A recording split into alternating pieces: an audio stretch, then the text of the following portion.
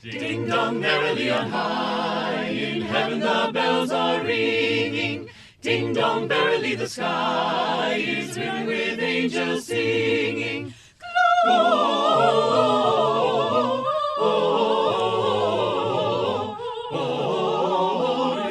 Hosanna in excelsis. Welcome back. You're listening to Home Wizards. I'm Cindy Dole. I'm Eric Stromer. And these are the Little Dickens carolers who are with carolers.com, and they'll come and they'll sing at your house. Where are they from again? Carolers.com. That's right, carolers.com.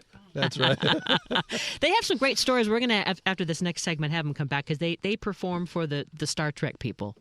Gene Roddenberry, right? Yeah, I mean, that's just amazing. So we're going to talk about that a little bit later. But let's talk about the Christmas tree because here we are. It's officially December. We just talked about getting a fresh Christmas tree, keeping it fresh, but now decorating it.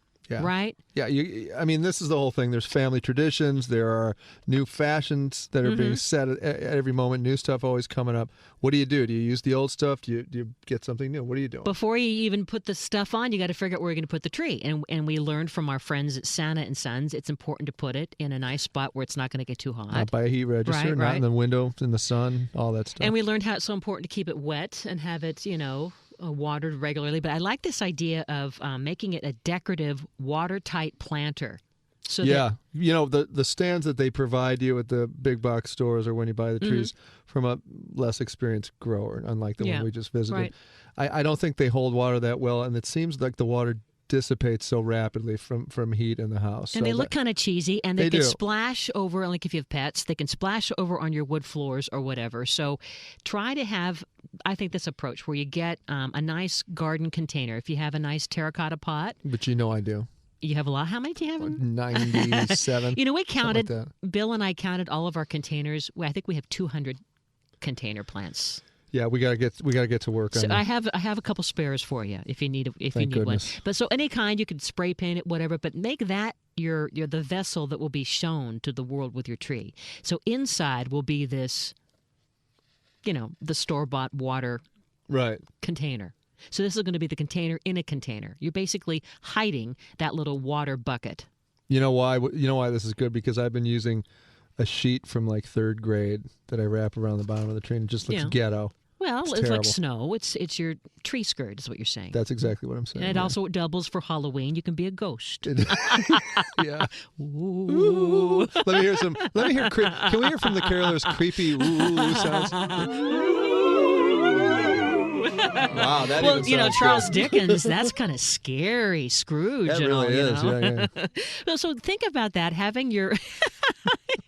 It's funny. It actually sounded fantastic. Do that again. That was One more fun. time, will you? Oh, my gosh. So, you basically put your tree stand inside this pretty planter, and then before you even do that, put a piece of felt on your ground. That keeps it from sliding on the obviously, floor, right? and also any possible moisture that might come out. Exactly. So you're going to have a layered approach. The felt, now you're going to have your terracotta pot. You're going to put the store-bought tree watering can planter inside that.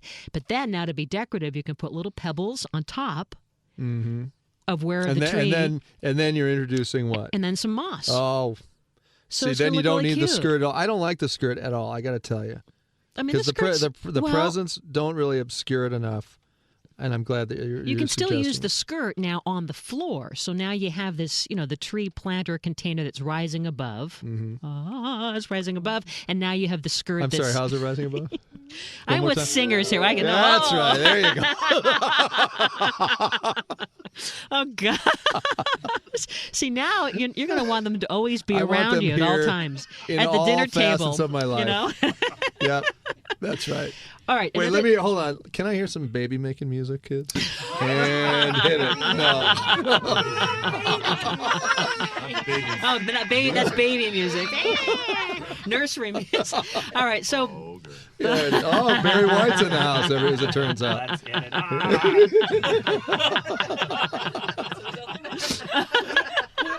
All right, so the tree. Now that we have the stand set, what about pruning the tree? And again, back at Santa and Sons, some of the trees you need to I have to prune admit, them a bit. I did not know this, that Yeah. Christmas trees are grown in the wild do not look like perfect triangles. They are trimmed while they're growing, like this guy just told us. It's amazing. Martha Stewart can't be everywhere, No, she okay? sure can't. So it takes a little bit of extra. But the Norway and the blue spruce, they are the ones that naturally are kind of symmetrical, but the branches have this kind of awkward little thing jutting out. So That's you right. might want to, snip it to give it that more of a perfect That look. triangular look. Yeah, the classic Christmas tree shape. And not only will it look better, but then it might also secure your ornaments better. All right, Right. so now to the stringing of the lights. And we talked a little bit about how your method, you like to start at the top. I go from the top and then I come down zigzagging, Okay. right? And then I go to the next strand because at the end of the Christmas extravaganza, Uh-huh. you can pull them off easier. Okay, there's many different ways to do it. That's definitely a great way. There's also the triangular method. Have you heard of that one? No, what do you do? You divide a tree into like 3 or 4 sections, and you basically, kind of like what you're saying, but you basically work on one triangle. Okay. Stop. And then the Oh, I next see. triangle. Okay. Or the bottom to the top method, which I like, which I know you like top to the bottom, but the bottom to the top method, you're really working on the trunk of the tree, and it gives it more depth of lights. Yeah, because then you can bury them deep. It Uh-huh. gives you that nice thick feel. So doesn't it? anyway, there's Yeah. just, figure out whatever technique, but you want to have 3 strands at most Okay. connected together, right? Right. And then you start with a new. Yeah, that's batch. right. Yeah, that's it. So Okay.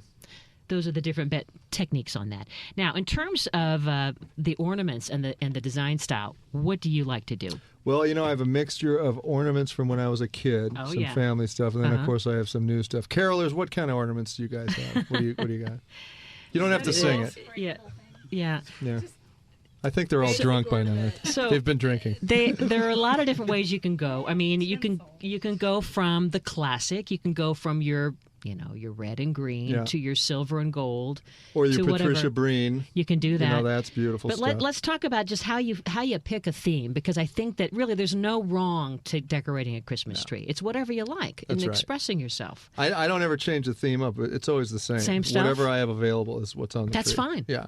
But you might really be into animals. Some people are really into their dogs or their cats or other wildlife, and so you could almost have a theme that way.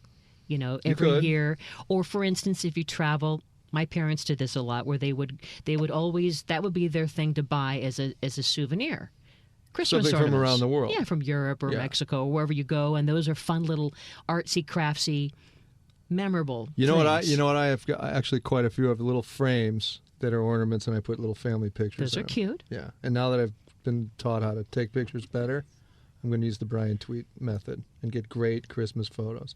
I'm going to actually put a picture of every one of these choral members here on my tree this year, and I'm going to have their pictures in my bedroom. I Yes, guess that's so. right, on the wall, so that I can gently go to sleep every night gazing at all of you. But Thank you. Think about bringing out color in different ways. I mean, while you're using the things that you've had, try one thing that's new, like maybe adding ribbon. I've seen some really cute Christmas trees where you just get a bunch of ribbon and let's say black velvet ribbon, and you have bows all over the tree. I and like just that. Black. That's pretty. My mom did that one year. You It's know, great. Yeah. or try like a neon green with turquoise blue, and then just that time, always the day after Christmas sales, you get some of the great deals, and that becomes your new theme for the next time. Exactly. You know? Yeah.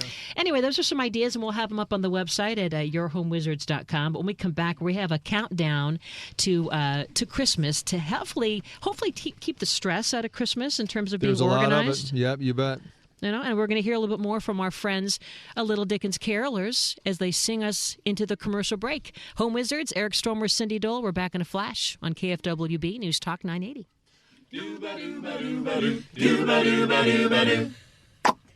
Frosty the Snowman was a jolly happy soul, with a corncob pipe and a button nose and 2 eyes made out of coal.